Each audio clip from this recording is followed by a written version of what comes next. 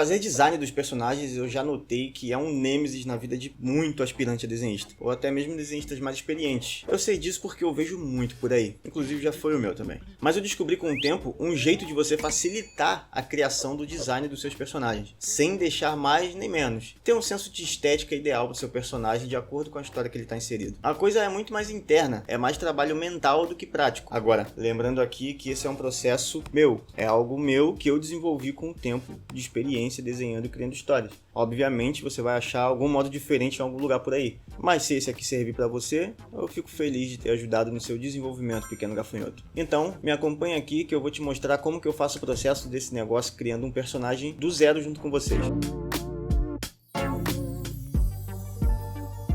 Vamos lá. A primeira coisa que você precisa definir é que época se passa a sua história. Como é o mundo que você imagina? Não estou dizendo que você precisa ter tudo escrito primeiro, a história toda completa, para depois começar a pensar no personagem. Você pode apenas imaginar em que tipo de mundo ele vai viver. Ou eles, né? Porque geralmente tem mais de um personagem. Mas vamos lá. Se passa no mundo cyberpunk, é faroeste, é uma história de mundo pós-apocalíptico, ou você curte um clichê descarado e a sua história é uma fantasia medieval. Eu tô falando aqui, mas a minha é exatamente isso, uma fantasia medieval. Exemplo. O Metal Alchemist se passa em um lugar bem baseado na Europa, em 1911. As roupas dos militares e dos civis que aparecem no mangá são bem característicos da época e do mundo em questão. Claro que o do protagonista, como nós já conhecemos, é um pouco diferente. Ele não usa uniforme militar e nenhuma roupa muito comum de civil, mas ainda assim a roupa dele é totalmente dentro dos padrões do contexto geográfico e temporal da história. Então, temos sempre uma coerência nesse sentido. Mas agora, dá pra criar uma história de ninja em uma época feudal e botar o protagonista louro dos olhos azuis usando uma jaqueta laranja?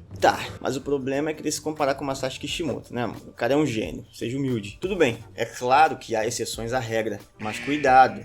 Não fica pegando exemplos como Naruto, por exemplo, que isso é extremamente difícil de executar, sem deixar sua história totalmente descredibilizada. Na verdade, é muito fácil fazer cagada. Para fazer algo assim, você precisa dominar muito bem tudo que se refere a mangá e ter exatamente o público-alvo na palma da sua mão. Você tem que saber muito bem o que você está fazendo. Caso contrário, para o seu mangá virar piada é um pulo. Essa primeira etapa é tão básica que eu acho que praticamente todo mundo faz isso meio que automático, né? Mas percebe que quando você imagina isso, você já consegue ter uma clareza maior de como você quer o seu personagem. Imaginando ele já inserido no mundo onde ele vive, as coisas começam a ficar menos complicadas. Se você não fazia isso, trate de fazer a partir de agora. Então, para o nosso exercício prático aqui, eu vou sugerir que o nosso personagem vive num mundo pós-apocalíptico. Vamos lá. Suponhamos que o mundo se acabou por um vírus que dizimou quase a população do mundo inteira, então já sabemos mais ou menos como funcionaria o mundo assim. Não tem mais energia elétrica, as pessoas disputam por recursos, a vida é difícil e blá blá blá blá. Não vamos entrar em detalhes disso aqui, só imaginar, né? Para criar o nosso personagem. A segunda etapa já começa algo mais prático, mas mesmo assim é um exercício mental, e eu diria que nada mecânico. Muito bem, antes de sair fazendo roupa, botando adereço, fazendo cabelo cheio de firula, vamos definir primeiro o rosto do nosso personagem, baseado na personalidade dele. E aí, ele vai ser sério? Vai ser carrancudo? Gentil, medroso, super inteligente, corajoso e forte, inteligente e forte. Percebe que tem inúmeras personalidades que a gente pode dar pra ele? É claro que o cabelo super estiloso que tu tá doido pra fazer aí é importante. Ele vai ser uma marca do personagem, mas antes você precisa definir que olhar que ele vai ter. O formato do rosto, sobrancelhas, a boca. Ah, você achou que eu ia fazer isso aqui, né? Não! Ai, por que eu tenho que fazer isso? Então vamos lá, senta aí que eu te explico. É importante seu personagem ter características que possam lembrá-lo além do cabelo ou roupa, né? Porque se você focar em diferenciar ele dos outros apenas pelo cabelo ou pela roupa que ele usa, você acaba caindo na tenebrosa síndrome do mesmo rosto. E aí, se na sua história tiver uma situação onde seu personagem precisa botar um chapéu, sei lá, de alguma forma não aparece o cabelo, ou mudar de roupa, aí tu vai ter que ficar inventando moda pra dizer que é ele, já que é simplesmente igual a todo mundo, porque você desenha todo mundo igual. Exemplo.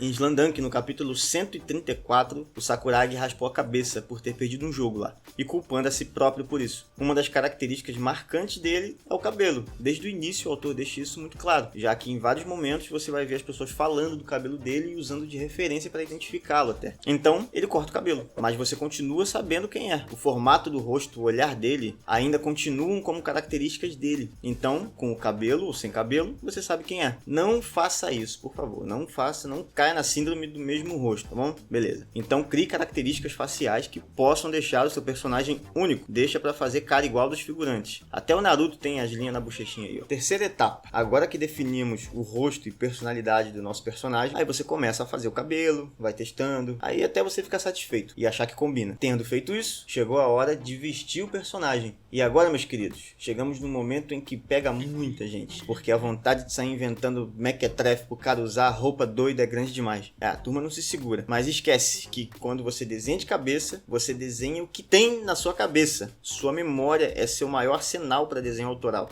Então, meu pequeno gafanhoto, busque referências, muitas referências. Veja obras de outros autores, veja fotos, veja filmes. É um processo deveras demorado mesmo, quando você não conhece muito do que você mesmo se propôs a fazer. Então, para não fazer cagada, alimente a sua biblioteca visual. Se for algo que você já domine, consequentemente precisará de menos referências. Mas nunca deixe de voltar e consultar as referências, porque elas são essenciais para o desenhista. Para qualquer desenhista, tá? Eu sei que tem gente que tem um certo preconceito com referências, achando que um desenhista de verdade tem que saber fazer tudo de cabeça. ok, às vezes você é muito bom em desenhar pessoas. Se eu pedir para desenhar uma pessoa de frente, você vai achar fácil, beleza? Mas se eu pedir para você desenhar um cavalo correndo visto de frente, e aí? Provavelmente vai fazer tudo torto. Um cavalo de Chernobyl, mas é claro, você não vê cavalo todo dia, a não ser que você more na roça. Tem gente que vê cavalo todo dia, bem, eu via, né? Porque eu morava na roça. Você até sabe como é um cavalo, óbvio, todo mundo sabe como é um cavalo, mas você não conhece as proporções dele,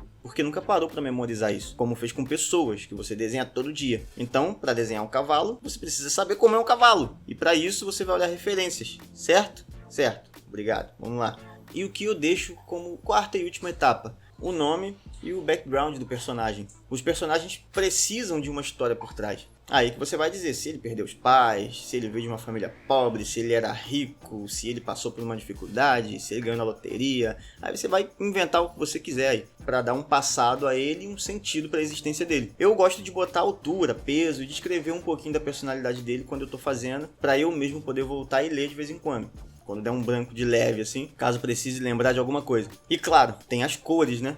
Tom de pele, roupas, definir quais cores ele vai ter. Pronto, temos um personagem com características próprias, um design apropriado e uma história para contar dele. Essa última etapa pode parecer que não faz parte de design, mas na verdade é muito importante para você se familiarizar com o seu próprio personagem, familiarizar com a aparência dele e começar a reconhecer ele como alguém, porque em determinado momento você começa a ver o seu personagem como alguém, ele existe no seu mundo, no mundo que você criou. Lembre-se, o exercício mental é muito importante. Sempre pense bem nas coisas e tome o devido cuidado. Não tenha preguiça de fazer bem feito. Perde um tempinho, ou melhor, investe um tempinho ali, olhando mesmo, assistindo, vendo, rabisca 1, 2, 3. Faça isso, não chega para o primeiro rascunho, esse aqui é meu personagem, botei isso e acabou. Não tenha preguiça de fazer bem feito. Não seja medíocre. Não tenha preguiça de fazer bem feito. Faz o negócio bonitinho, bem feito. Beleza? Se você gostou desse vídeo e ele foi útil pra você, eu peço que se inscreva no canal e deixe um like, né? Porque como todo mundo sabe, isso é muito importante para que o YouTube não jogue meu vídeo no lixo. Esse é o primeiro de muitos vídeos onde eu irei compartilhar conhecimentos, dar dicas sobre desenho, narrativa e tudo relacionado ao universo de mangás. Então, se inscreve aí. Nunca te pedi nada, pô.